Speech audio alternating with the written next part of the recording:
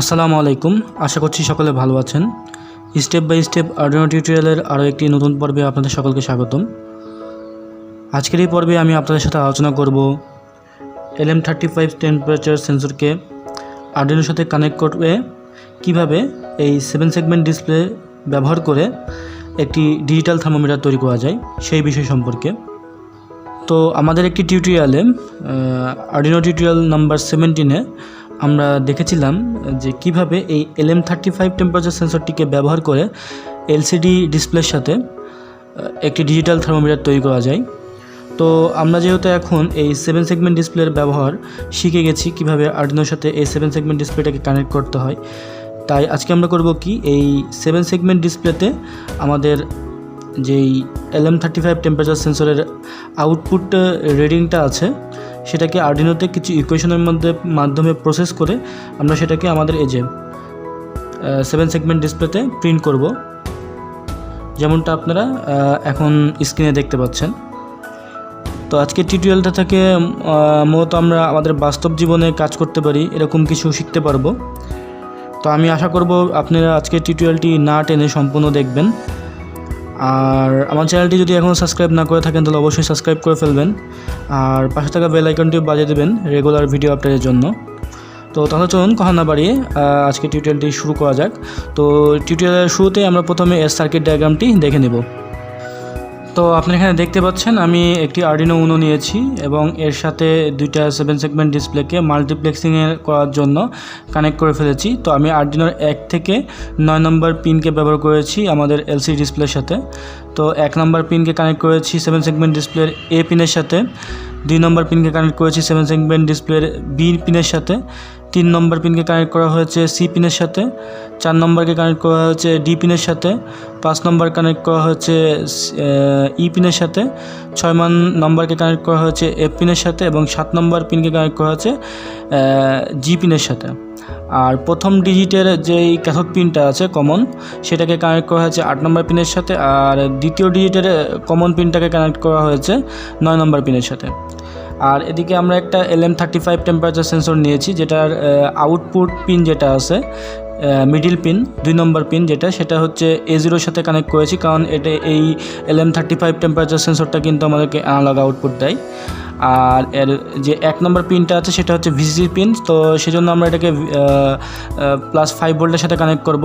আরডুইনোর যে +5 ভোল্টটা আছে সেটার সাথে কানেক্ট করব। আর LM35 এর 3 নম্বর পিনটা হচ্ছে গ্রাউন্ড পিন, তো এই গ্রাউন্ড পিনটা কানেক্ট করব আমরা আরডুইনো গ্রাউন্ডের সাথে। তো এটাই আমাদের কানেকশন ডায়াগ্রাম। আপনারা আমি আশা করব এই কানেকশন ডায়াগ্রাম অনুযায়ী কানেক্ট করলেই চলবে। তো আপনাদের ইচ্ছা অনুযায়ী বা প্রজেক্টের ডিমান্ড অনুযায়ী আপনারা অন্য কানেকশন ডায়াগ্রামও ট্রাই করতে পারেন, তবে আপনাকে সেই ক্ষেত্রে সেই ডায়াগ্রাম অনুযায়ী প্রোগ্রামিং পার্টটা করতে হবে।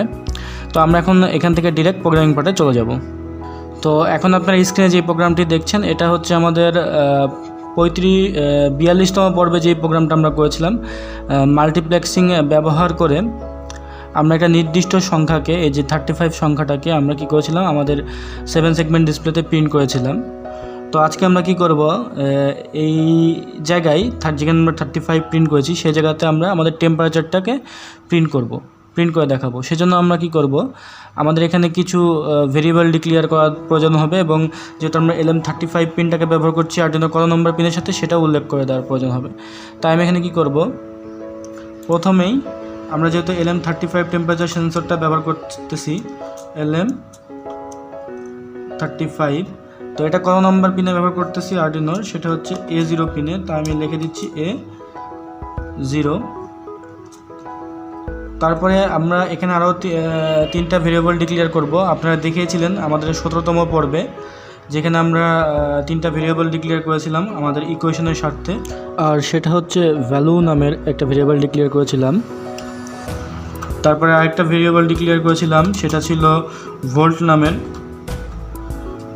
তারপরে আরও একটা ভেরিয়েবল ডিক্লেয়ার করেছিলাম যেটা ছিল ফাইনালি টেম্প বা টেম্পারেচার নির্ণয়ের জন্য যে ভেরিয়েবলটা সেটা।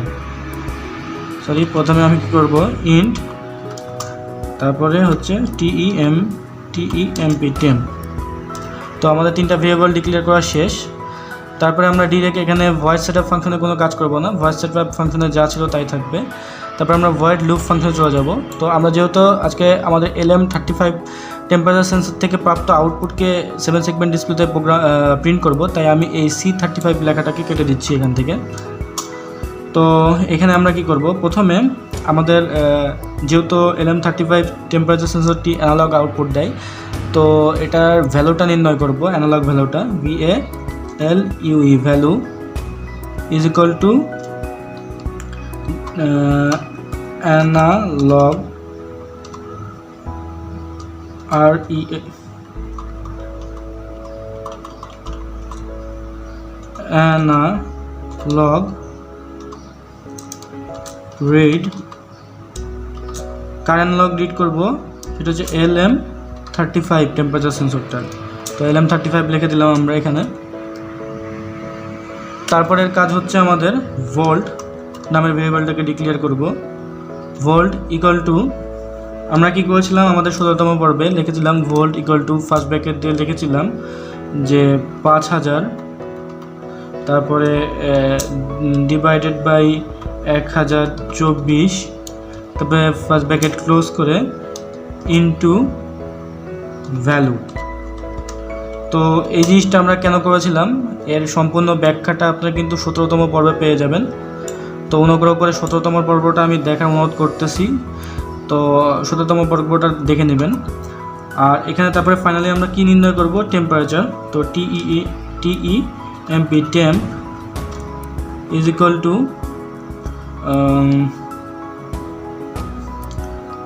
ভোল্ট ডিভাইডেড বাই 10, তারপরে সেমিকোলন দিয়ে ইনস্ট্রাকশন শেষ করব।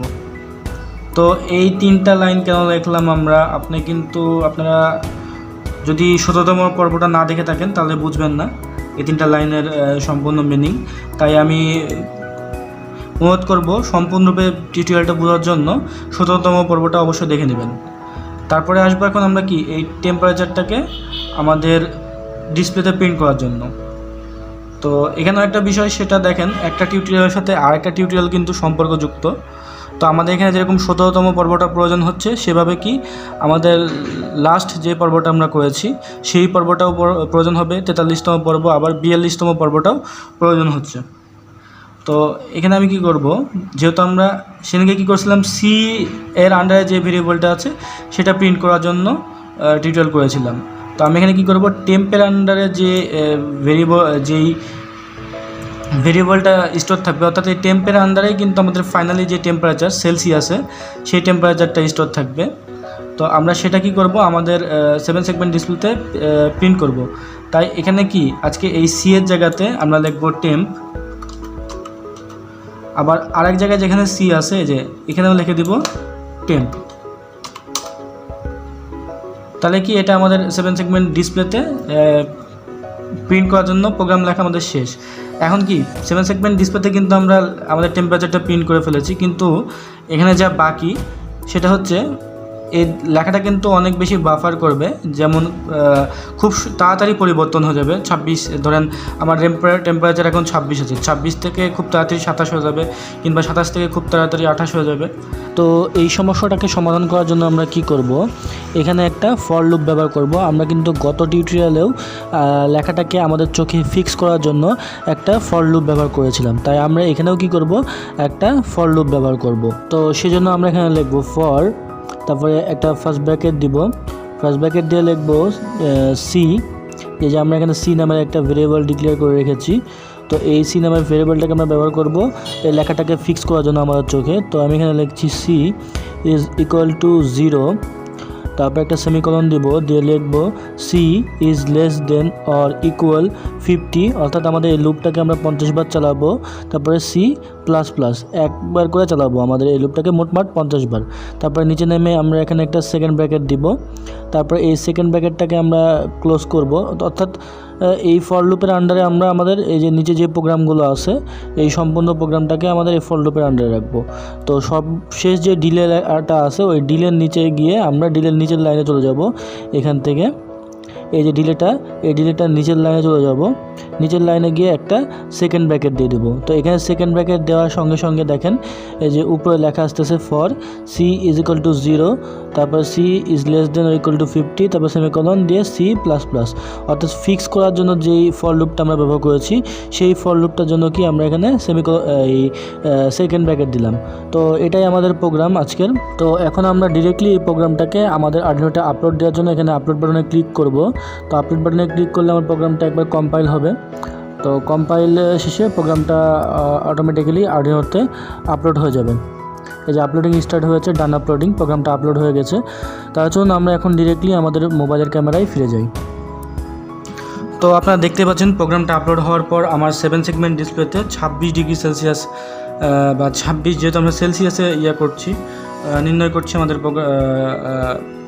টেম্পারেচারটা, তাই এখানে দেখেন 26 আবার 25, এই যে 26-25 কম বেশি হচ্ছে, ফলে টেম্পারেচারটা দেখাচ্ছে। তো আমার সোল্ডারিং আয়রনটা কিন্তু আমি হিট দিয়ে রেখেছিলাম। তো আমি যদি এখন সোল্ডারিং আয়রনটা এই টেম্পারেচার সেন্সরের পাশে ধরি, দেখেন